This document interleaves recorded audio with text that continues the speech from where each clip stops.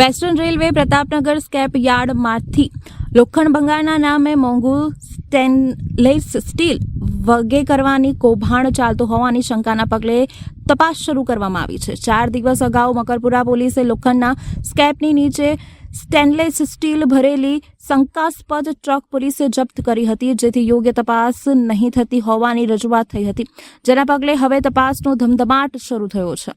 આજે તપાસની કાર્યવાહી દિવસભર ચાલી હતી, જે આવતીકાલે પણ ચાલુ રહેશે।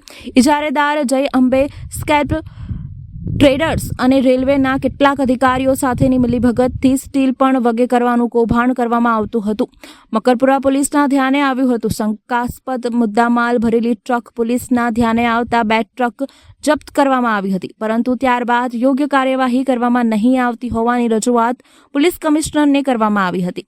રેલવેમાં તાજેતરમાં જ ભરતી કૌભાંડ ઝડપાયું છે, તેવા સમયે પ્રતાપનગર રેલવે તંત્રના કેટલાક ભ્રષ્ટ અધિકારીઓની મિલીભગતથી લોખંડની આડમાં સ્ટીલ વગે કરવાના કાવતરા સામે આવતા હોવાનું પણ શક્યતા છે। મકરપુરા પોલીસે શંકાસ્પદ મુદ્દામાલ ભરેલી ટ્રક કબજે કરી હતી। આ અંગે સ્ટેશનરી ડાયરી નોંધ કરી અને તપાસ શરૂ કરી છે। પોલીસે તપાસ પ્રતાપનગર રેલવે સ્ટેશનના ઉચ્ચ અધિકારીઓ પાસે વિગતવાર રિપોર્ટ માંગ્યો છે, જેના પગલે અધિકારીઓ પોલીસ મથકે પહોંચીને તપાસ શરૂ કરી હતી। મકરપુરા પોલીસે સ્કેપ નીચે સ્ટીલ ભરેલા ટ્રક પકડ્યા બાદ તપાસ ન થાયની રજૂઆત થઈ હતી। રેલવે સ્કેપ અધિકારીઓએ હવે તપાસમાં સાથ સહકાર આપવો રહ્યો।